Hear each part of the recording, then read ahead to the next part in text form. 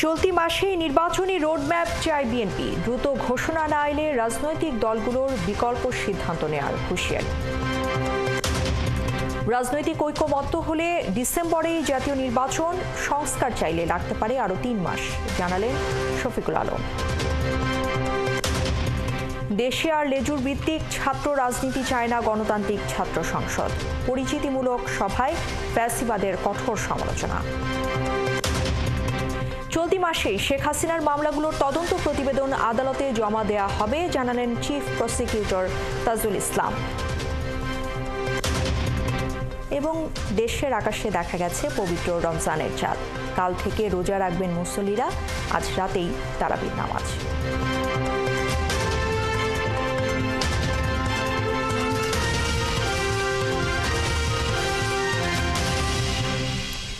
দর্শক, স্বাগত সংবাদ সংযোগে, সাথে আছি আমি ইসরাত আমিন। এতক্ষণ শিরোনাম শুনছিলেন, এবারে পুরো খবর। চলতি মাসের মধ্যে সরকার যদি নির্বাচনী রোডম্যাপ ঘোষণা না করে, তবে দেশের রাজনৈতিক শক্তিগুলো তাদের সিদ্ধান্ত নেবে বলে জানিয়েছেন বিএনপির স্থায়ী কমিটির সদস্য সালাউদ্দিন আহমেদ। এদিকে ছাত্রদের নতুন দলকে স্বাগত জানালেও তাদের গণপরিষদ, জাতীয় ভোটের আগে স্থানীয় নির্বাচন এবং দ্বিতীয় স্বাধীনতার দাবিকে গণতান্ত্রিক প্রক্রিয়াকে দীর্ঘায়িত করার ষড়যন্ত্র বলে মনে করছেন দলটির নেতারা। রহিম রুমনের প্রতিবেদনে বিস্তারিত। গণতন্ত্র পুনরুদ্ধার সংগ্রামে বেগম খালেদা জিয়া এবং তারেক রহমানের ত্যাগ ও নেতৃত্ব শীর্ষক ডিপ্লোমা ইঞ্জিনিয়ার্স ইনস্টিটিউশনে আলোচনা সভা ও নন্দিত নেত্রী খালেদা জিয়া বইয়ের মোড়ক উন্মোচন অনুষ্ঠানের আয়োজন করে ন্যাশনালিস্ট রিসার্চ ফাউন্ডেশন। আলোচনা সভায় দেশের জন্য খালেদা জিয়া ও দলের ভারপ্রাপ্ত চেয়ারম্যান তারেক রহমানের ত্যাগ তিতিক্ষার নানা দিক তুলে ধরেন বিএনপি নেতারা। তিনি হয়েছেন, কিন্তু এই বড় বড় চক্রান্ত এবং ঘটনাগুলো, এই সমস্যাগুলোকে তিনি পার করে যেতে পেরেছেন। 2 বার অত্যন্ত সাফল্যের সাথে তিনি দেশ পরিচালনা করতে পেরেছেন। আমাদের জীবন চলে যাবে জানবার পরেও আমরা শেখ হাসিনার সেই গুন্ডা বাহিনীর সেই অস্ত্রের সামনে গান পয়েন্টে বুক পেতে দিয়েছি, আমরা লড়াই করেছি, আমরা তো আওয়ামী লীগ করি নাই। এই সময় দলটির স্থায়ী কমিটির সদস্য সালাউদ্দিন আহমেদ বৈষম্য বিরোধী ছাত্রদের নতুন দলকে স্বাগত জানান, তবে তাদের দ্বিতীয় স্বাধীনতা ও গণপরিষদ নির্বাচনের দাবিকে গণতান্ত্রিক প্রক্রিয়া দীর্ঘায়িত করার ষড়যন্ত্র বলে মন্তব্য করেন তিনি। যারা গণপরিষদের বিষয় সামনে আনছে, যারা সেকেন্ড রিপাবলিকের বিষয় সামনে আনছে, হয় তারা বুঝে না অথবা বুঝে আমাদের এই রাষ্ট্র ব্যবস্থাকে আরো দীর্ঘায়িত একটি গণতান্ত্রিক প্রক্রিয়ার মধ্যে নিয়ে যাওয়ার ষড়যন্ত্র আছে। চলতি মাসের মধ্যে রোডম্যাপ ঘোষণা না করলে রাজনৈতিক শক্তিগুলো পরবর্তী সিদ্ধান্ত নেবে বলেও হুঁশিয়ারি দেন তিনি। যদি আপনি কোনো বাহানায় এই মাসের মধ্যে জাতীয় সংসদ নির্বাচনের রোডম্যাপ প্রদান না করেন, তাহলে সেটা আমরা রাজনৈতিকভাবে গণতান্ত্রিক শক্তিগুলো বসে আমাদেরকে পুনরায় নির্ধারণ করতে হবে আমরা কোন প্রক্রিয়ায় গণতান্ত্রিক। আওয়ামী লীগকে নিষিদ্ধ করতে অন্তর্বর্তী সরকারের আইন না করা ও রাজনৈতিক দল হিসেবে তাদের বিচারের আওতায় না আনার সমালোচনাও করেন তিনি। সরকার আইন প্রণয়ন করেনি, আইন পরিবর্তনও করেনি। আওয়ামী লীগকে রাজনৈতিক দল হিসেবে বিচারের আওতায় এখনো আনেনি, আনার কোনো অবস্থাও দেখছি না। জনগণ প্রত্যাখ্যান করেছে। ছাত্র জনতার গণ অভ্যুত্থানের মধ্য দিয়ে বাংলাদেশে আওয়ামী লীগের কোনো রাজনীতি চলবে না। এর আগে সকালে জাতীয় প্রেস ক্লাবে এক সমাবেশে দলটির নেতা জয়নুল আবদিন ফারুক দেশ বিরোধী চক্রান্ত শুরু হয়েছে বলে অভিযোগ করেন। অবৈধ নির্বাচন করতে গিয়ে 492টা উপজেলায় ইউনো কারা ছিল, তাদেরকে আইনের আওতায় এনে বিচারের আওতায় আনতে হবে। যেসব পুলিশ কর্মকর্তা শেখ হাসিনাকে সহযোগিতা করে বাংলাদেশের গণতন্ত্রকে হত্যা করেছে, আমরা তাদেরকেও বিচারের আওতায় আনতে হবে। রহিম রুমন, 71, ঢাকা। আগামী জাতীয় নির্বাচনে কোনো দলকে বিশেষ সুবিধা নয়, সরকার লেভেল প্লেইং ফিল্ডে বিশ্বাস করে বলে জানিয়েছেন প্রধান উপদেষ্টার প্রেস সচিব শফিকুল আলম। তিনি ফের জানিয়েছেন, সংস্কার ইস্যুতে রাজনৈতিক ঐকমত হলে ডিসেম্বরে না হলে আগামী বছরের জুনে নির্বাচন হবে। বিকেলে ফরেন সার্ভিস একাডেমিতে ব্রিফিংয়ে প্রেস সচিব এসব কথা জানিয়েছেন। আরও জানাচ্ছেন নজরুল ইসলাম। ফরেন সার্ভিস একাডেমিতে প্রধান উপদেষ্টার প্রেস উইংয়ের সংবাদ সম্মেলন। এ সময় সমসাময়িক নানা ইস্যুতে কথা বলেন প্রেস সচিব শফিকুল আলম। নতুন দলের প্রতি সরকার পক্ষপাতদুষ্ট কিনা জানতে চান সাংবাদিকরা। তিনি বলেন, সরকার লেভেল প্লেয়িং ফিল্ডে বিশ্বাসী। সমস্ত পার্টির জন্য সে লেভেল প্লেইং ফিল্ড তৈরি করছে, যাতে সুন্দর একটা ইলেকশনে, সুন্দর ফ্রি অ্যান্ড ফেয়ার ইলেকশনে সমস্ত পার্টি টেক পায়। কখন হতে পারে জাতীয় সংসদ নির্বাচন, সেই প্রশ্নেরও জবাব দেন প্রেস সচিব। পলিটিক্যাল পার্টিগুলো মনে করে যে কম রিফর্ম করে তাড়াতাড়ি ইলেকশনের দিকে দেশ ধাবিত হবে, তাহলে এটা ডিসেম্বরের মধ্যে ইলেকশন হবে। আর যদি না, ওনারা পলিটিক্যাল পার্টি চান যদি আরও কিছু রিফর্ম হওয়ার পরে ইলেকশন, সেক্ষেত্রে আরও 3 মাস এটা দেরি হতে পারে। রমজান মাস জুড়ে নিত্যপণ্যের দাম সহনীয় রাখতে সরকারের গৃহীত নানা পদক্ষেপ তুলে ধরেন শফিকুল আলম। পুরো রোজায় আমাদের ফোকাস থাকবে যে এটাকে কিভাবে এই দামটাকে সহনীয় পর্যায়ে রাখা যায়। সামাজিক যোগাযোগ মাধ্যমে তথ্য এসেছে, পিরোজপুরের ডিসির গাড়ি রিকুইজিশন করে নতুন দলের কর্মীদের দিয়েছেন। এই তথ্য সঠিক নয় বলেও জানান প্রেস সচিব। দ্ব্যর্থকণ্ঠে বলবো যে আমাদের এখানে ইন্টারিম গভর্নমেন্টের এখানে কোনো রোল নাই। নজরুল ইসলাম, ৭১, ঢাকা। দর্শক, সেনাবাহিনী, পুলিশ, র্যাব, বিজিবি ও ডগ স্কোয়াডের সমন্বয়ে রাজধানীতে বিশেষ অভিযান শুরু হয়েছে। এই অভিযান সম্পর্কে আমরা জানবো। এই মুহূর্তে টঙ্গী থেকে আমাদের সাথে যুক্ত হচ্ছেন আমাদের সহকর্মী সুমন তানভীর। সুমন, অভিযান বিষয়ে একটু বিস্তারিত আমাদেরকে জানাবেন। প্রথমেই যেটা জানতে চাচ্ছি সেটা হচ্ছে যে আসলে কোন কোন বিষয়কে গুরুত্ব দিয়ে এই অভিযান শুরু হয়েছে এবং আইন শৃঙ্খলা বাহিনীর সাথে কথা হয়েছে কিনা আপনার এখন পর্যন্ত, আসলে অভিযানের কি ধরনের আপডেট আছে?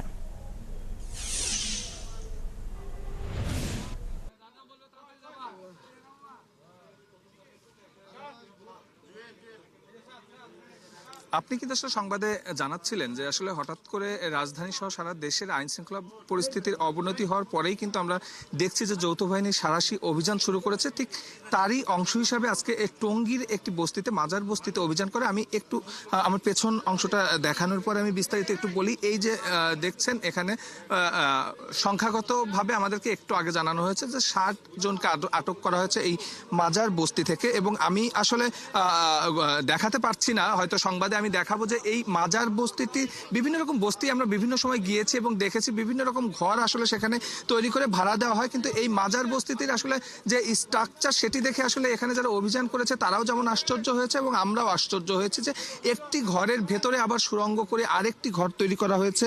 সেই ঘরের মধ্যে তারা বিভিন্ন রকম মাদক, শুধু কারবার নয়, সেখানে বসে খাওয়ার ব্যবস্থাও সেখানে রাখা হয়েছে। এবং এই যে মানুষগুলো আমরা সামনে দেখছি, এদের কিন্তু সবাই সেই মাদক সেবনের জন্য বিভিন্ন এলাকা থেকে এসেছিলেন। এর ভিতরে মাদক কারবারিও আছেন এবং সেই সঙ্গে কিছুক্ষণ আগে আসলে আমাদের জানানো হচ্ছিল যে তাদের কাছে যে অভিযোগ ছিল যে বিভিন্ন সন্ত্রাসী কর্মকাণ্ড করে এই মাজারটি, আমি যেহেতু বলছিলাম যে বিভিন্ন রকম গোপন সুড়ঙ্গ করে রাখা হয়েছিল, সেখানে আত্মগোপনে বিভিন্ন সন্ত্রাসীরা অপরাধমূলক কর্মকাণ্ড করে সেখানে আত্মগোপনে থাকার অভিযোগও পেয়েছিলেন। এবং সেই রকমও 2-3 জন এখানে কিন্তু আছেন যাদেরকে আসলে আটক করা হয়েছে। আমরা দেখছিলাম আসলে অভিযানের সময় যে শুধু মাদক নয়, মাদক ছাড়াও বিভিন্ন দেশীয় অস্ত্র কিন্তু এখানে থেকে উদ্ধার করা হয়েছে। এবং আজকে এখানকার যারা স্থানীয়রা আছেন তারা কিন্তু আমাদেরকে জানাচ্ছিলেন যে এই বস্তিটির অবস্থান কিন্তু আমাদের যে টঙ্গী যে ইজতেমা ময়দান তার একদম সন্নিকটে এবং টঙ্গীর যে মূল রাস্তাটি সেখান থেকেও কিন্তু খুব কাছে। অর্থাৎ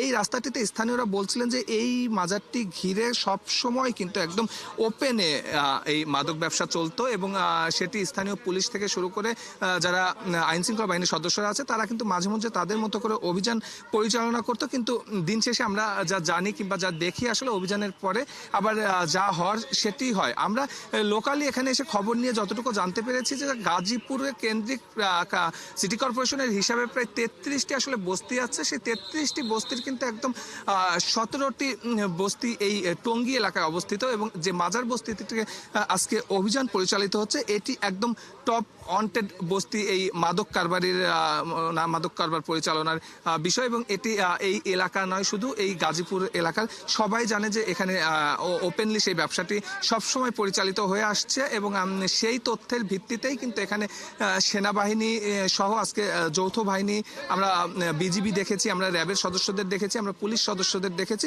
তাদের যৌথ অভিযান কিন্তু এখানে আজকে পরিচালিত হলো। এবং তারা কিন্তু আমাদেরকে সবশেষ যেটি তথ্য দিলেন যে এই ধরনের অভিযান কিন্তু তারা কন্টিনিউ রাখবেন এবং তারা শুধু এই সাধারণ মানুষকে নয় সেই সঙ্গে আমাদের মতো আমাদের সংবাদকর্মীদের কাছেও আহ্বান জানিয়েছেন যে কোনো রকম তথ্য থাকলে তাদের কাছে দেওয়ার জন্য এবং তারা তৎক্ষণাৎ সেই বিষয়ে সেই অভিযোগের ভিত্তিতে তারা যে কোনো জায়গায় অভিযান করার জন্য প্রস্তুত আছেন। তো এই ছিল আসলে টঙ্গীর মাজার বস্তি থেকে। তানভীর, আপনার কাছে আরো একটি প্রশ্ন আমি একটু করতে চাচ্ছি যে আপনি একটি জায়গার যৌথ বাহিনীর অভিযানের কথা আমাদেরকে জানালেন, সেক্ষেত্রে কি রাজধানী জুড়ে বা রাজধানীর বাইরে অন্যান্য জায়গাতেও কি কোনো ধরনের অভিযান চলছে কিনা বা সেই বিষয়ে কোনো তথ্য আছে কিনা আপনার কাছে?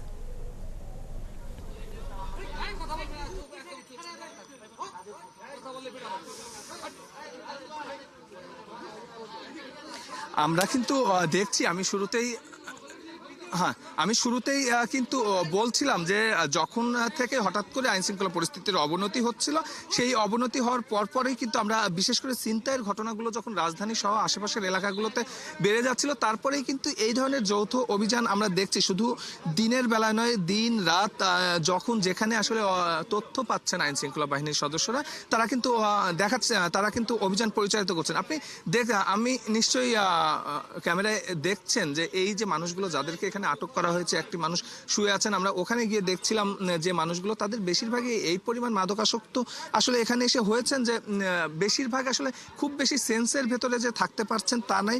অনেকে এখান থেকে যে পুলিশের গাড়ি পর্যন্ত নিয়ে যাবে, সেই নিয়ে যাওয়াটাও কিন্তু আসলে অনেক কঠিন হয়ে যাচ্ছে। তবে বেশিরভাগ যারা এখানে আছেন, যে 60 জনের কথা আসলে বলা হচ্ছে, সেই 60 জনের কিন্তু বেশিরভাগই এখানে এসেছিলেন মাদক সেবন। এবং স্থানীয়দের কাছ থেকে আমরা শুনে যতটুকু জানতে পেরেছি যে এই বস্তি কেন্দ্রিক আসলে মাদক সেবনে যারা আসেন তাদের বেশিরভাগই পরিবহন শ্রমিক, অর্থাৎ যারা বাস চালান, যারা ট্রাক চালান, যারা সিএনজি চালান, তাদের কাছে এই স্পটটি খুব বেশি পপুলার। আর আমি এর আগেই বলছিলাম, যেহেতু বস্তিটির আকার কিংবা স্ট্রাকচার খুব সাধারণ বস্তির মতো নয়, যে যার ঘরগুলো আসলে সুড়ঙ্গের মতো করা, তো সেই জায়গায় এসে যে কোনো অপরাধী খুব আয়েসেই সেখানে এসে দিনের পর দিন কাটিয়ে যেতে পারবেন। এবং সেই ব্যবস্থাও কিন্তু এখানে যারা আসলে এই স্পটটি যারা পরিচালনা করেন তাদের কিন্তু সেই ব্যবস্থাটাও সেখানে রাখা হয়েছে। এবং সেই অবস্থাটা দেখলে যে কেউ বলতে পারবে যে এখানে অপরাধীরা এসে দিনের পর দিন থাকলেও কিন্তু সেটা আসলে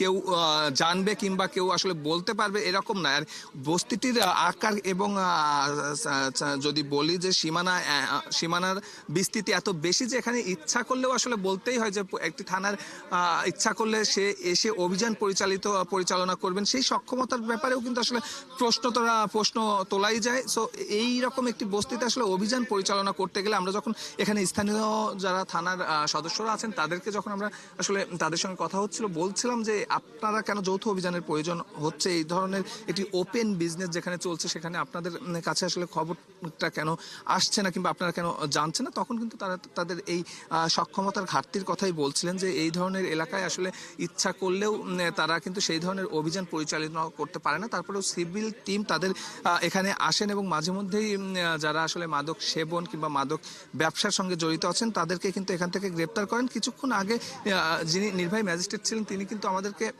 ব্রিফিং করছিলেন, তিনি কিন্তু বলছিলেন যে সম্প্রতি যে ছিনতাইয়ের ঘটনাগুলো ঘটছে, সেই ছিনতাইয়ের সঙ্গে যারা জড়িত, অর্থাৎ এই এলাকার গাজীপুর কেন্দ্রিক, টঙ্গী কেন্দ্রিক ছিনতাইয়ের ঘটনায় যারা জড়িত আছেন তাদের কিন্তু একটি বড় অংশ এই এলাকা কেন্দ্রিক, অর্থাৎ এই বস্তিতে যারা বসবাস করেন তাদের একটি বড় অংশ কিন্তু এই ছিনতাইয়ের সঙ্গে জড়িত। এমন তো সুস্পষ্ট তথ্যের কথা তিনি বলছিলেন, এমন সুস্পষ্ট তথ্যের ভিত্তিতেই কিন্তু তারা আজকে এই অভিযান করেছেন। আপনাকে শুরুতেই বলছিলাম যে এই অভিযান কিন্তু আমরা দেখছি যে বেশ কিছুদিন হলোই কিন্তু এখানে চলছিল এবং এখানে হচ্ছিল। আমরা এখানে কিছু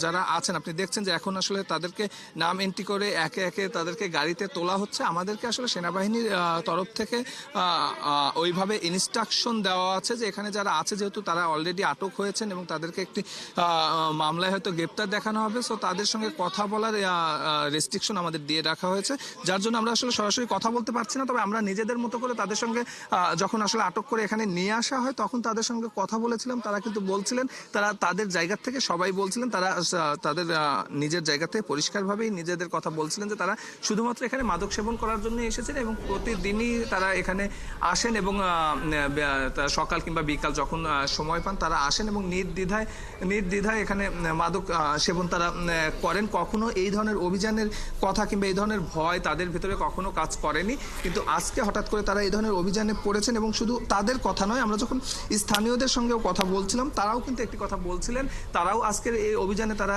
নিজেদের সন্তুষ্টির কথা জানিয়েছেন। সেই সঙ্গে তারা ক্ষোভও প্রকাশ করেছেন যে তাদের এই এলাকার যারা শিশু আছে, তাদের সন্তান আছে, তারা আসলে এই এনভায়রনমেন্ট, এই পরিবেশ দেখে তারা নিজেরাও কিন্তু আসলে মাদকাসক্ত হয়ে যাচ্ছেন এবং স্থানীয় পুলিশের ভূমিকা নিয়েও কিন্তু তারা প্রশ্ন তুলেছেন যে এই রকম ওপেনে ব্যবসা চলছে সেই তথ্য আসলে স্থানীয় যারা থানা আছেন তারা না জানার কথা না, জানার পরেও তারা তাদের জায়গা থেকে কোনো রকম কোনো ব্যবস্থা কখনো নিতে দেখেননি।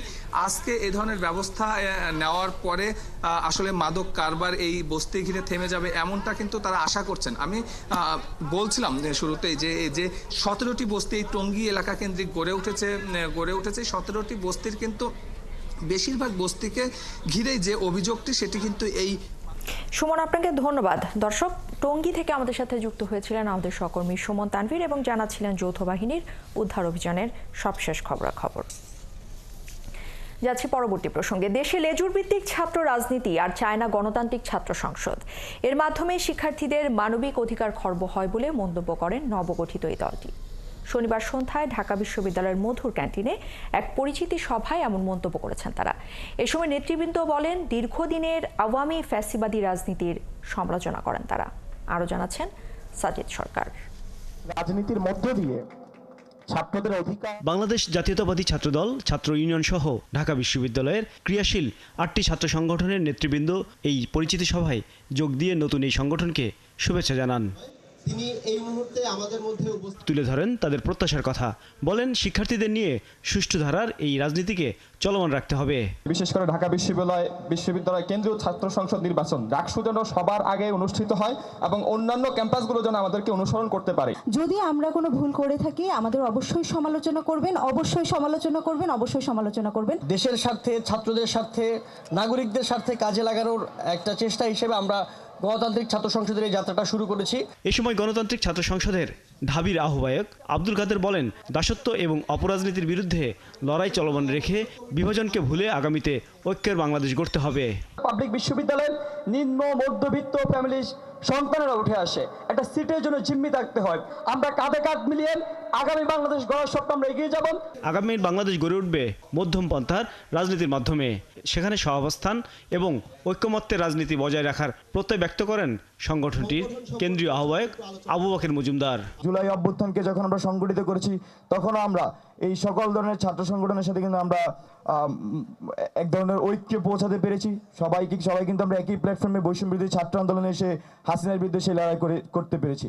আমি আশাবাদী আগামীর বাংলাদেশও আমরা যে মধ্যমপন্থী ছাত্র রাজনীতির এখানে প্রস্তাবনা দিচ্ছি, সেই মধ্যমপন্থীর ছাত্র রাজনীতির মাধ্যমে আমরা সবাইকে ঐক্যবদ্ধ রেখে এই ক্যাম্পাস সহ বাংলাদেশের প্রত্যেকটি ক্যাম্পাসকে সন্ত্রাসমুক্ত এবং ঐক্যবদ্ধ রাখতে পারবো বাংলাদেশের প্রশ্নে। পহেলা রমজান থেকে মাসব্যাপী আবারও গণ ইফতার কর্মসূচি পালনের ঘোষণা দেয় বাংলাদেশ গণতান্ত্রিক ছাত্র সংসদ।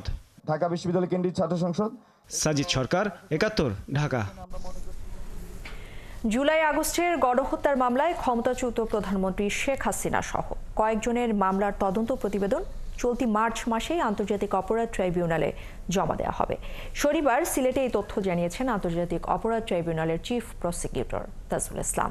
শেখ হাসিনার বিরুদ্ধে জুলাই আগস্টে গণহত্যার সরাসরি প্রমাণ পাওয়া গেছে বলেও দাবি প্রসিকিউশনের। আরও জানাচ্ছেন শোকত সাদিক। পতিত ফ্যাসিস্ট শাসক 5 আগস্ট থেকে ভারতে আছেন। জুলাই গণ অভ্যুত্থানে গণহত্যার অভিযোগে আন্তর্জাতিক অপরাধ ট্রাইব্যুনালে প্রথম মামলা হয় শেখ হাসিনার বিরুদ্ধে। এই গণহত্যার পাশাপাশি বিগত সরকারের আমলে গুমের ঘটনায় হাসিনার বিরুদ্ধে মামলা দায়ের হয়েছে ট্রাইব্যুনালে। এই পর্যন্ত হাসিনার বিরুদ্ধে 2টি মামলা দায়ের হয়েছে। গত 18 ফেব্রুয়ারি ট্রাইব্যুনালে শেখ হাসিনা তার সরকারের মন্ত্রী, উপমন্ত্রী ও উপদেষ্টাদের বিরুদ্ধে দায়ের করা মামলার শুনানি হয়। এই সময় চিফ প্রসিকিউটর তাজুল ইসলাম জানিয়েছিলেন, শেখ হাসিনা ছিলেন 1 থেকে 5 আগস্টের গণহত্যার সুপিরিয়র কমান্ডার বা সর্বোচ্চ নির্দেশদাতা। এইসব মামলার তদন্ত প্রতিবেদনের অগ্রগতি নিয়ে প্রসিকিউশনের আবেদনের শুনানি শেষে শেখ হাসিনার বিরুদ্ধে তদন্ত শেষ করতে 2 মাস সময় দেয়া হয়। শনিবার সিলেটে এক অনুষ্ঠানে তাজুল ইসলাম জানিয়েছেন, শেখ হাসিনা সহ কয়েকটি মামলার তদন্ত এ মাসে শেষ হবে। শেখ হাসিনা সহ প্রধান কয়েকটা মামলার তদন্তের রিপোর্ট এই মাসে অর্থাৎ মার্চ মাসের মধ্যে আমরা পাবো বলে আশা করছি, এবং যদি আনুষ্ঠানিকভাবে এই তদন্ত রিপোর্ট আমরা পেয়ে যাই তাহলে আমরা তারপরে 1 মাস বা 1.5 মাসের মধ্যে আনুষ্ঠানিক বিচারের যে প্রক্রিয়া সেটা শুরু হয়ে যাবে। মানবতা বিরোধী অপরাধের বিচারে কি চ্যালেঞ্জ, শেখ হাসিনার ভারতে অবস্থান, এই মামলার মৃত্যুদণ্ডের বিধান সহ নানা বিষয়ে সাংবাদিকদের প্রশ্নের জবাব দেন তিনি। ট্রাইব্যুনালকে বিতর্কিত করার জন্য কিন্তু এই পরাজিত দোষর যারা আছে তারা কিন্তু নানানভাবে চেষ্টা করবে, এটা নিয়ে নানান প্রশ্ন তোলার চেষ্টা করবে, সেগুলোকে কাউন্টার করা এটা আমাদের দ্বিতীয় পর্বের চ্যালেঞ্জ। এবং সর্বোপরি আমাদের প্রধান চ্যালেঞ্জটা হচ্ছে এখানে ন্যায় বিচার নিশ্চিত করা এবং অপরাধীদের শাস্তিটা নিশ্চিত করা। গত বছরের 5 আগস্ট সরকার পতনের পর 14 অক্টোবর ট্রাইব্যুনাল পুনর্গঠন করে অন্তর্বর্তী সরকার, আর 17 অক্টোবর শেখ হাসিনার বিরুদ্ধে গ্রেপ্তারি পরোয়ানা জারি করে আন্তর্জাতিক অপরাধ ট্রাইব্যুনাল। সৈকত সাদিক, 71, ঢাকা। রায়ের বাজারের গণ অভ্যুত্থানের শহীদদের কবর জিয়ারত এবং ফুলের শ্রদ্ধা নিবেদনের মধ্য দিয়ে গণতান্ত্রিক ছাত্র সংসদের সাংগঠনিক কার্যক্রম শুরু হয়েছে। দুপুরে সংগঠনের নেতারা রায়ের বাজার কবরস্থানে গিয়ে ফুল দিয়ে শ্রদ্ধা জানান। এ সময় তারা বলেন, লেজুর বৃত্তি রাজনীতি বন্ধ করা সহ যে কোনো ধরনের অন্যায় অত্যাচারের বিরুদ্ধে রুখে দাঁড়াবে গণতান্ত্রিক ছাত্র সংসদ। বিস্তারিত জানাচ্ছেন মাইনুল মারুফ। রাজধানীর রায়ের বাজার কবরস্থান, যেখানে কবর দেওয়া হয়েছে জুলাই গণহত্যায় অজ্ঞাত শহীদদের। শনিবার অজ্ঞাত এই শহীদদের কবর জিয়ারত ও ফুল দিয়ে শ্রদ্ধা জানিয়ে কার্যক্রম শুরু করে গণতান্ত্রিক ছাত্র সংসদ।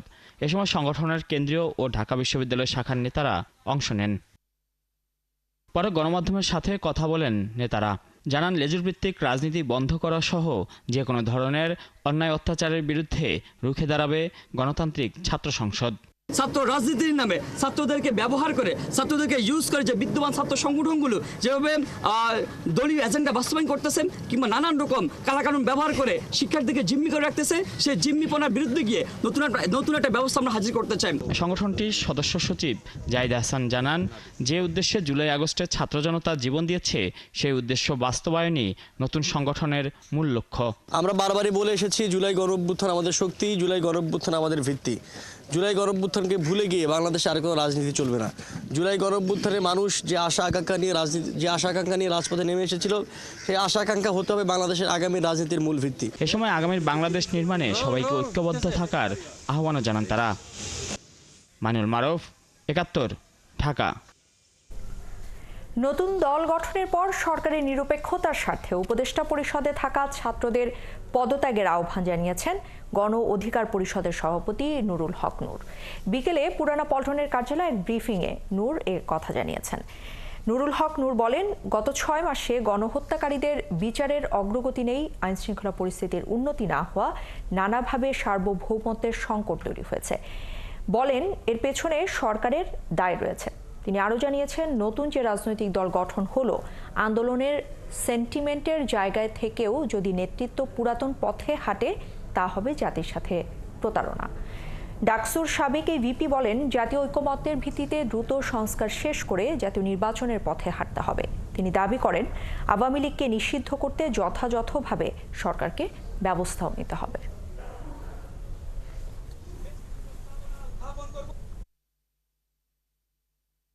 আন্দোলনের পরিচিত মুখ থেকে সরকারের প্রতিনিধিত্বকারী ছাত্ররা রাজনৈতিক দল গঠন করেছে, সেহেতু সরকারের নিরপেক্ষতা বজায় রাখা ও জনগণ সহ রাজনৈতিক নেতৃবৃন্দের আস্থা ধরে রাখতে সরকারে থাকা অন্য 2 ছাত্র উপদেষ্টা সহ সরকারের প্রতিনিধিত্বকারী সকল ছাত্রদের পদত্যাগের আহ্বান জানাচ্ছি।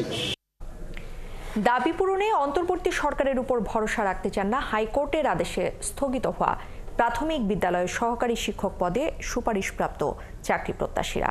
আইনিভাবে লড়াইয়ের মধ্য দিয়ে নিজেদের দাবি আদায় করতে চান তারা। শনিবার শাহবাগে অবস্থান কর্মসূচি থেকে এমন ডাক দিয়েছেন আন্দোলনরত শিক্ষকরা। আরও জানাচ্ছেন নিবিড় সাহা। তপ্ত রোদের তেজ মাথায় নিয়ে শিক্ষিত জাতি গড়ার কারিগরেরা টানা ২৪ দিন আন্দোলনের রাজপথে। দাবি, হাইকোর্টের আদেশে স্থগিত হওয়া প্রাথমিক বিদ্যালয়ের সহকারী শিক্ষক পদে চূড়ান্ত সুপারিশপ্রাপ্ত ৬,৫৩১ জন শিক্ষককে যোগদানের ব্যবস্থা করা। কেউ এসেছেন একা, আবার কারো কোলে বাচ্চা শিশু। তারাও যেন আন্দোলনের শরিক। শনিবার সকাল থেকে শাহবাগে অবস্থান কর্মসূচি শুরু করেন শিক্ষকরা। দাবি আদায়ে স্লোগানে মাতিয়ে তোলেন পুরো এলাকা। জানান, চূড়ান্ত সুপারিশপ্রাপ্ত হয়েও চাকরিতে যোগদান করতে না পারায় সামাজিকভাবে হেয় প্রতিপন্ন হতে হচ্ছে তাদের। এতে মানসিকভাবে ভেঙে পড়ছেন বলেও জানান তারা। আমাদের কালকে যে আপিল করা হয়েছে, সেই আপিলের ডেট ফিক্সড করা হয়েছে রায়ের জন্য। এখন আমরা সেই জন্য আজকে এখানে কর্মসূচি পালন করছি।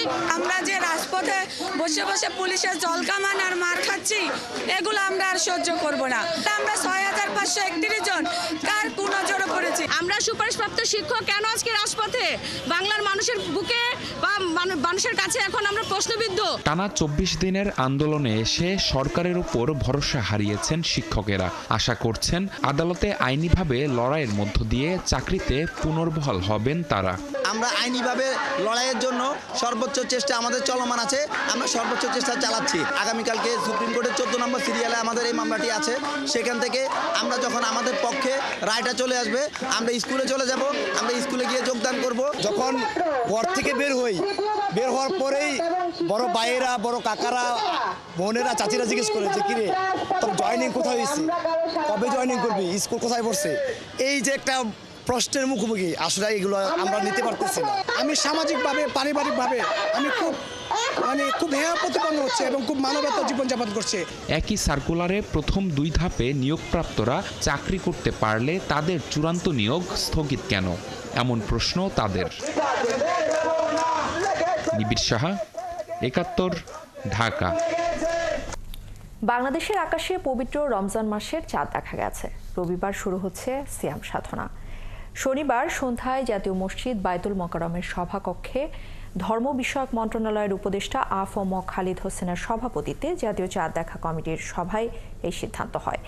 চাঁদ দেখা যাওয়ায় আজ রাতেই তারাবির নামাজ পড়বেন ধর্মপ্রাণ মুসল্লিরা। রাতে সেহরি খেয়ে রবিবার থেকে রাখবেন রোজা। মুসলমানদের কাছে রমজান পবিত্র মাস। এই ১ মাস সংযম সাধনার পর ঈদ উল ফিতর উদযাপন করবেন ধর্মপ্রাণ মুসলমানরা। এদিকে শুক্রবার সন্ধ্যায় চাঁদ দেখা যাওয়ায় সৌদি আরব সহ মধ্যপ্রাচ্যে রোজা পালিত হচ্ছে শনিবার থেকে।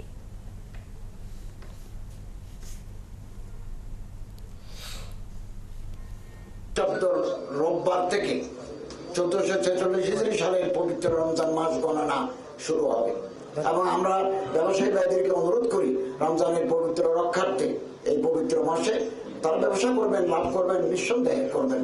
তবে তারা যাতে জিনিসপত্রের দাম সহনীয় পর্যায়ে থাকে এই ব্যাপারে প্রয়োজনীয় তারা মানসিকভাবে তৈরি থাকবেন, প্রস্তুতি নেবেন। এটা আমরা ব্যবসায়ী ভাইদের প্রতি অনুরোধ জানাচ্ছি। তারাবির নামাজের মধ্য দিয়ে শুরু হয়েছে পবিত্র মাহে রমজানের আনুষ্ঠানিকতা। বায়তুল মোকাররম সহ রাজধানীর বিভিন্ন মসজিদে তারাবির নামাজ আদায় করেন মুসল্লিরা। আর এই বিষয়ে আরো খবর নিয়ে আমাদের সাথে যুক্ত হচ্ছেন সহকর্মী সৈকত সাদিক। সৈকত, কাল থেকে তো রোজা রাখছেন মুসল্লিরা, আজ প্রথম তারাবির নামাজ পড়তে এসেছেন। তো প্রথম তারাবিতে কি প্রত্যাশা করছেন তারা পুরো মাস জুড়ে?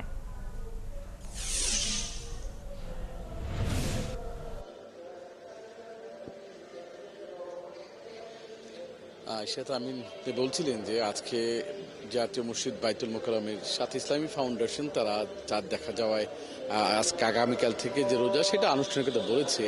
তো রোজার শুরুর আগে যে জিনিসটা তারাবি, সেই তারাবি কিন্তু রাজধানী ঢাকা সহ সারা বাংলাদেশের মানুষ করছে। আমি এই মুহূর্তে রাজধানীর যে কেন্দ্রীয় মসজিদ জাতীয় বায়তুল মোকাররম মসজিদে আছি। এখানে সন্ধ্যা বা রাত ৮টা থেকে এশার নামাজের পরেই কিন্তু আনুষ্ঠানিকভাবে তারাবি নামাজ শুরু হয়েছে এবং রাজধানী ঢাকার বেশিরভাগ মসজিদে এখন কিন্তু খতম তারাবি পড়া হয়। সেই অনুযায়ী এখানেও ৮:৩০ নাগাদ আজকে তারাবি শুরু হয়েছে এবং শুধু রাজধানী ঢাকা নয়, রাজধানী ঢাকার পাশে শহর সব জায়গায় কিন্তু এই তারাবি হচ্ছে এবং তারাবি নামাজে যারা পড়তে এসেছিলেন তারা জানিয়েছেন যে আজকে বছর শেষে আবার এই রমজান আসলো, ইবাদত শুরু হলো এবং তাদের প্রত্যাশা প্রথম রমজান থেকেই কিন্তু আগামী 30 রমজান বা কোরআন খতম 27 রমজান পর্যন্ত তারা তারাবির নামাজ এই মসজিদে জামাতের সহিত পড়তে চেষ্টা করবেন এবং রমজান যেহেতু পবিত্র মাস, ইবাদত বন্দেগীর মাস, এই মাসে তারা তাদের যে প্রত্যাশা, তারা ভালো থাকার জন্য, সুস্থ থাকার জন্য, নিজে পরিবার উদ্দেশ্যে সবকিছুই তারা দোয়া চাইবেন আল্লাহর কাছে। বিশেষ করে অনেকে কিন্তু বলেছেন গত 1 বছর বাংলাদেশের উপর দিয়ে যেসব ঝড় বয়ে গেছে গত 6 মাসে বা তার আগে, এই সব দূর যাতে হয়, মানুষ যাতে সুখে শান্তিতে থাকে, কোনো ধরনের বিশৃঙ্খলা যাতে না হয়, সেই জিনিসটাও কিন্তু তারা এই তারাবির নামাজের পরে দোয়া করবেন। এখন জাতীয় বাইতুল মোকাররম মসজিদে প্রায় কিন্তু তারাবির শেষ পর্যায়ে হয়তো আরো 4 রাকাত বা 5 রাকাতের পরে 20 রাকাত শেষে দোয়া হবে এবং সব মিলিয়ে এখন পর্যন্ত তারাবির নামাজের বা রমজানের আগ মুহূর্তের এই অবস্থা হয়েছে। আমিন। সাদিক, আপনাকে ধন্যবাদ। সৈকত সাদিক আমাদের সাথে যুক্ত হয়েছিলেন বাইতুল মোকাররম থেকে। যাচ্ছি পরবর্তী প্রসঙ্গে। এখনই মুরগির বাচ্চার দাম নিয়ন্ত্রণ করা না গেলে ঈদ থেকে ডিম এবং মুরগির দামে বড় ধরনের মূল্য বৃদ্ধি হতে পারে বলে সতর্ক করে দেন বাংলাদেশ পোলট্রি অ্যাসোসিয়েশন।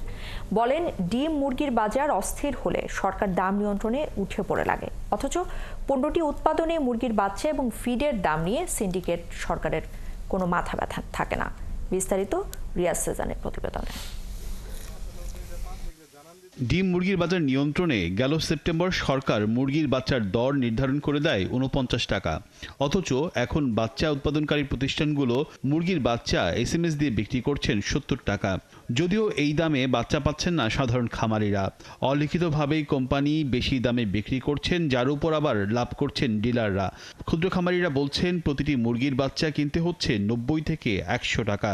রমজানে ডিম মুরগির বাজারে স্বস্তি থাকবে, চাহিদা কম, উৎপাদন বেশি, স্কুল কলেজ সব কিছু বন্ধ। ঈদে এবং ঈদ পরবর্তী সময়ে ডিম মুরগির বাজারে দেখবেন অস্থিরতা দেখা দিবে, তখন সরকার কি করবে?